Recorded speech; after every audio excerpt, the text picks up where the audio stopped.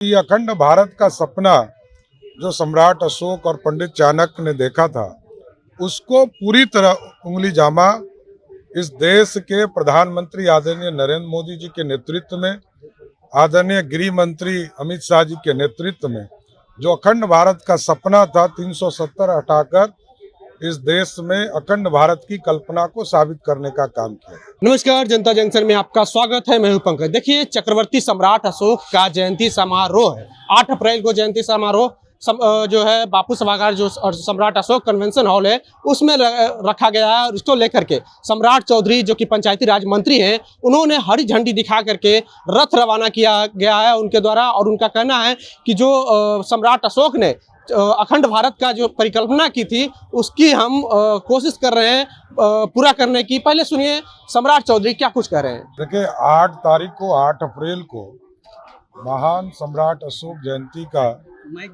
आयोजन हम भारतीय जनता पार्टी के तत्वाधान में किया गया है। और इसका आयोजन सम्राट अशोक कन्वेंशन हॉल बापू सभागार के अंदर इसका पूरा आयोजन किया गया। हमारे पार्टी के और देश के मंत्री, भारत सरकार के मंत्री आदरणीय भूपेंद्र यादव जी उसमें शामिल होंगे। उत्तर प्रदेश के उप मुख्यमंत्री केशव प्रसाद मौर्य जी उसमें उपलब्ध होंगे। पार्टी के अध्यक्ष डॉक्टर संजय जायसवाल जी, पार्टी के सभी नेता उसमें उपस्थित होंगे।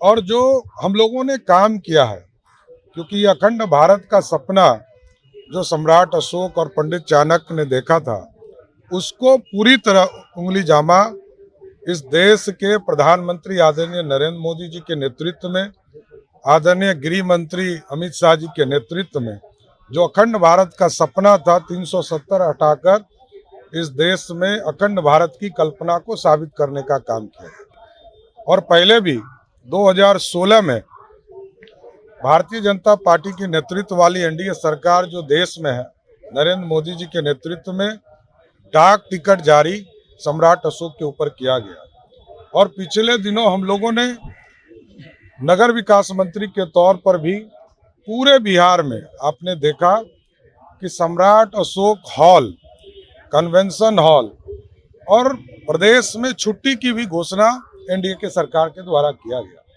इसलिए साथियों, जो इस देश का राजा थे और इस बिहार से आते थे और इसी मगध की धरती से पूरे दुनिया में राज किए, पाकिस्तान हो, अफगानिस्तान हो, श्रीलंका हो, म्यांमार हो, बांग्लादेश हो, इसी अखंड भारत का एक पार्ट हुआ करता था। उस राजा को, क्योंकि उसी राजा के प्रतीक हम हैं, आज अशोक स्तंभ, अशोक चक्र इस देश में पूरे जगह पर स्थापित है। दुनिया में हमारा यही प्रतीक है, अशोक स्तंभ ही प्रतीक है, अशोक चक्र प्रतीक है, जो राष्ट्रीय झंडा जो हमारे लिए गौरव है उसका प्रतीक है। इसलिए हम उनके जन्मदिन जयंती मनाएंगे 8 तारीख को।